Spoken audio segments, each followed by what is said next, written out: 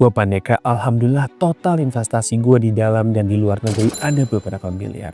Tapi ya suka naik bus, suka beli barang bekas, dan HP juga udah 5 tahun gak ganti. Di video ini lu bakal paham 5 alasan kenapa kelihatan miskin atau hidup sederhana itu penting banget. Tapi bisa garansi kamu kaya beneran. Alasan pertama, justru orang miskin itu yang pengen terlihat kaya. Warren Buffett, investor nomor 1 di dunia, ya kekayaannya 1.500 triliun lebih, jauh lebih kaya dari orang Indonesia kebanyakan. Dia masih tinggal di rumah yang dia beli tahun 1958, harganya 500 jutaan. Mark Zuckerberg yang punya Facebook, kekayaannya 2.000 triliun lebih, hampir selalu pakai kaos biasa aja sama kayak hoodie gitu kan, neko-neko. Jeff Bezos yang punya Amazon, uangnya 3.000 triliun lebih, dia tuh masih nyetir Honda Accord tahun 1997 bertahun-tahun setelah jadi miliarder. Dia bilang mobil ini masih bagus banget kok. Satu lagi idola kita, Nabi Muhammad SAW, pebisnis sukses lintas negara, pemimpin negara, dan pemimpin umat. Kekayaan dan aset yang pernah beliau kelola kalau sekarang tuh setara dengan ratusan miliar sampai triliunan rupiah. Tapi gaya hidupnya gimana? Tuh makin sederhana, bajunya simple, kadang ditambal sendiri. Makanannya cukup, nggak berlebihan. Beliau bisa hidup mewah tapi memilih hidup sederhana aja. Kalau lihat contoh-contoh tadi, orang kaya beneran melihat duit sebagai alat untuk membeli kebebasan waktu biar lebih bermanfaat buat orang lain. Tapi orang yang miskin itu ngelihat duit cuman sebagai alat buat bayar tagihan dan bertahan hidup sehari-hari. Dan yang parahnya lagi, orang-orang kelas menengah melihat duit sebagai cara buat dapetin sedikit kenyamanan. Mereka biasanya ngambil utang kayak kredit mobil atau utang kredit yang lainnya buat pamer atau sekedar diakuin oleh orang lain. Seringnya pamer yang paling parah udah miskin tapi pengen pamer. Fakta menarik ya teman-teman. 61% orang di Amerika yang penghasilannya lebih dari 3,8 miliar per tahun justru lebih sering naik mobil kayak Honda atau Toyota. Jadi kenyataannya orang kaya nggak perlu tampil atau kelihatan kaya. Karena mereka udah tahu prioritas hidup mereka. Dan udah paham hal-hal apa aja yang penting buat mereka. Mereka nggak butuh buktiin apa-apa ke orang lain.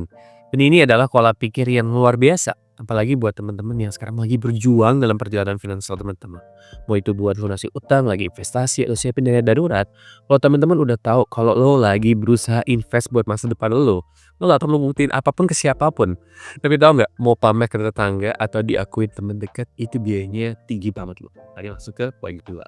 Bagian kedua, biaya tersembunyi dari berusaha ampil dan kelihatan kaya. Berusaha kelihatan kaya itu emang biayanya jadi mahal banget teman-teman. Lebih dari 129 juta orang Indonesia pernah pakai pinjaman online.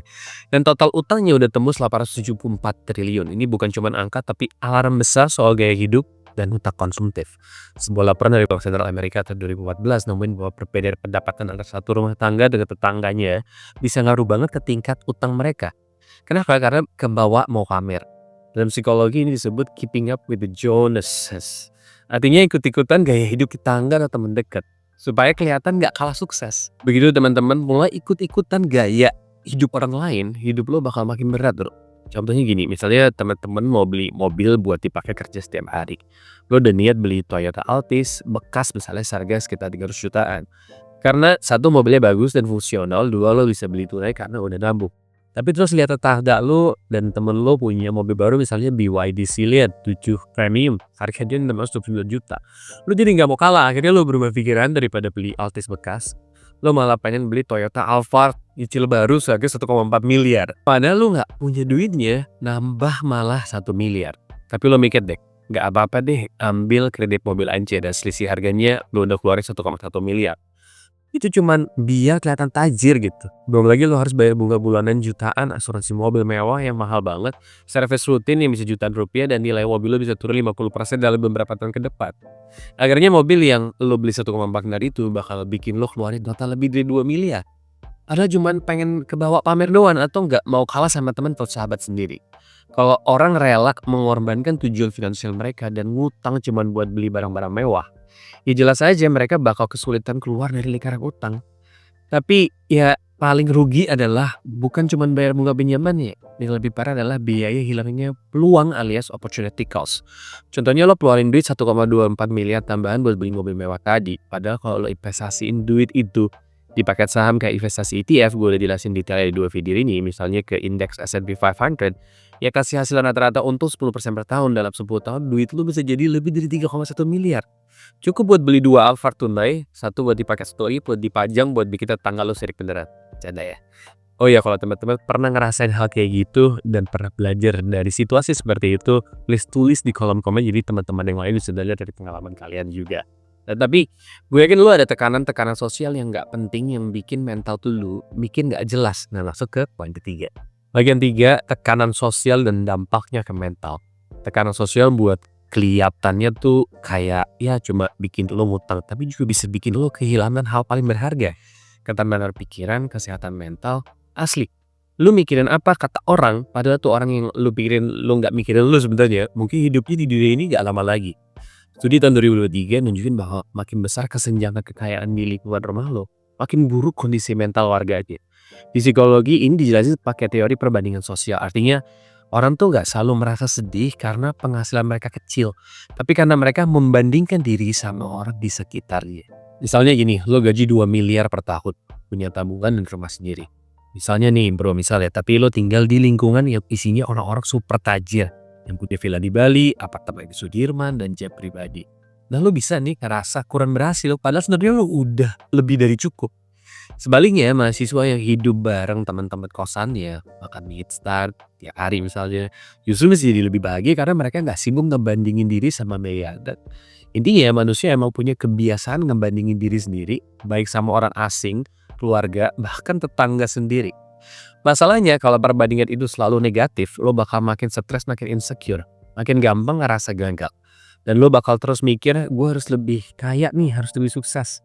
Padahal akan selalu ada orang yang lebih kaya daripada lo. Oh ya, kalau teman-teman mau dibimbing secara privat tentang perjalanan finansial teman-teman, entah itu bayar hutang, entah itu mencapai kebebasan finansial, atau mix investasi yang tepat, silakan hubungin admin di WhatsApp di kolom deskripsi atau klik link di bawah supaya saya bisa bantu teman-teman secara privat gimana teman-teman mencapai kebebasan finansial teman-teman sendiri. Kita lanjut lagi. Bagian 4, fokus sama tujuan hidup bukan gengsi. Kalau teman-teman tanpa sederhana, lo bisa lebih gampang fokus ke hal-hal yang benar, yang penting dalam hidup. Buat gue pribadi, hal yang paling penting adalah kebebasan finansial. Supaya gue bisa punya penghasilan pasif 100 juta sebulan di usia 45 tahun. Semua hutang lunas dan hidup bebas. Mau kerja bisa, nggak kerja juga bisa. Kalau lo nggak sibuk ikut-ikutan tren atau berusaha buat impress orang lain, misalnya beli HP terbaru, terus pakai pakaian paling update atau TV super besar, biar bisa lihat detail rambutnya si Jeffrey Nicole. Bahkan biar lo kayak pensiun 20 tahun lebih cepat, harusnya bisa banget kejadian. Gampangnya gini deh. Kalau lo invest ke paket saham kayak S&P 500 di ETF SPY, S&P 500 itu kayak liga 500 perusahaan terbesar di Amerika, liganya udah ada hampir 100 tahun lebih. ETF SPY itu Exchange Traded Fund, dia bentuk investasi bisa mulai 12 ribuan aja, yang bisa beli semua saham kayak paket 500 perusahaan Amerika itu. Kayak Apple, Google, YouTube, Microsoft, Netflix, Meta, Instagram, dan banyak lagi paket saham yang barang-barangnya lo pakai setiap hari. Saat ini, investasi itu walaupun mulai 16 ribuan, rata-rata historisnya untung itu 10% per tahun. Duit itu bisa berkembang berkali-kali lipat. Artinya kalau invest 1 juta per bulan mulai dari pertama kali kerja, duit kamu bakal jadi 8 miliar lebih saat kamu masa pensiun kamu. Kamu bisa pakai format yang gue buat di link deskripsi di bawah ini, itu bisa gratis, bisa hitung sendiri. Dan bisa cek juga di Yahoo Finance, klik ETF SPY, lihat paket perusahaannya di situ, holding here. Dan kalau lu lihat semua barangnya kayak YouTube, Netflix, Microsoft Word, PowerPoint, lu kan pakai hari ini juga gitu. Dan key performance-nya itu bisa 12% per tahun lebih. Ini tinggi karena bunga bank biasanya sekitar 0,sekian% aja per tahun. Ini kuncinya, semakin rendah biaya hidup lo, semakin cepat lo bisa bebas secara finansial. Dan bukan berarti lo harus kelihatan kayak gelandangan ya, bukan begitu. Maksudnya, gue cuma mau bilang, temuin keseimbangan finansial yang pas buat diri lo sendiri. Bagian kelima, 3 mindset penting buat jadi bebas finansial. Sekarang gue mau share 3 hal yang benar-benar ngebantu gue buat hidup lebih sederhana, lebih hemat, dan tetap fokus sama tujuan finansial. 1, ubah mindset dari gue harus punya barang ke gue harus capai impian finansial. Banyak dari kita pengen punya mobil keren, rumah besar, atau barang-barang yang branded, karena pengen nunjukin ke dunia bahwa kita tuh sukses. Tapi mulai sekarang, ubah cara pikir itu jadi gue pengen capai mimpi gue. Bukan cuma buat pamer, tapi buat hidup tenang. Jadi jadikan impian lo sendiri sebagai patokan sukses, bukan komentar orang lain gitu. Contohnya nih misalnya kayak ya bodoh gue bilang, salah satu mimpi finansial gue adalah bebas finansial saat itu tercapai. Gue bisa satu nih bantu orang tua secara finansial, keliling dunia kapan aja misalnya gue mau. Datang ke acara penting anak-anak gue, misalnya pertandingan olahraga atau pentas seni atau konser sekolah mereka, tanpa harus bilang, maaf ya ayah lagi kerja nih. Dan semua itu menurut gue adalah bentuk sukses sejati. Walaupun orang lain gak ada yang tahu, lu juga harus tanya juga nih ke diri sendiri. Apa arti sukses buat gue pribadi? Karena kalau lu udah deket sama mimpi itu atau bahkan udah sampai ke sana, gak akan penting lagi pendapat orang lain soal lu.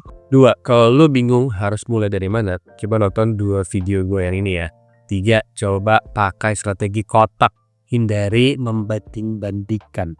Banyak orang pengen kelihatan kaya karena mereka ngebandingin diri sendiri sama orang lain. Contohnya kalau temen lo kelihatan kaya nih misalnya, lo juga pengen kelihatan kaya juga biar lo ngerasa sebanding. Masalahnya itu lingkaran setan yang gak ada habisnya. Akan selalu ada orang yang lebih tajir daripada lo. Warren Buffett salah satu orang terkaya di dunia, si investor nomor 1 di dunia tadi gue bilang. Dia punya duit lebih sedikit daripada Bill Gates. Dan Bill Gates punya duit lebih sedikit daripada Jeff Bezos, pemilik Amazon. Dan sekarang mungkin Elon Musk orang terkaya di dunia. Kalau mereka aja bisa ngerasa kalah, apalagi kita kan. Karena itu gue saranin lo pakai strategi kotak. Caranya, 1, bayangin semua pencapaian finansial lo sebelumnya. Simpan dalam kotak pertama. Sekarang isi kotak kedua dengan pencapaian baru yang lebih keren, lebih besar dari kotak sebelumnya. Jadi lo gak lagi ngebandingin diri sama orang lain. Tapi lo cuma ngebandingin diri sama versi lo yang dulu. Lo cuma bersyukur. Ini jauh lebih sehat dan lebih bikin lo termotivasi. Contohnya dulu gua gaji 2,5 juta masih bersyukur. Tapi mau beli rumah gak bisa, mau jalan ke luar negeri juga susah. Dan gue capek banget secara fisik dan mental karena jualan rokok dan gak ngerokok. Tapi sekarang gue udah bisa kerja di luar negeri, gajinya berpuluh-puluh kali lipat lebih tinggi. Padahal capeknya sambar. Gue emang gak punya rumah di Menteng misalnya atau Pondok Indah dan 6 mobil sport. Tapi hidup gue jauh lebih bahagia dari gue yang dulu. Dan itu lebih dari cukup buat bikin gue puas dan merasa bersyukur. Oke, kalau 5 cara tadi udah lo jalanin tapi lo masih muter-muter di tempat yang sama, mungkin bukan strategi lo yang salah, tapi lo masih kejebak di kebiasaan kelas menengah. Kayak misalnya beli barang pakai cicilan padahal nggak butuh, atau gaji naik tapi gaya hidup juga ikutan naik. Nunggu ada lebih buat nabung tapi gak jadi nabung-nabung, gak pernah boleh buat investasi. Biar bisa lepas dari lingkaran itu dan naik kelas, please klik 2 video gue di atas, 6 buku investasi yang selalu gue baca. And thanks for watching. Assalamualaikum.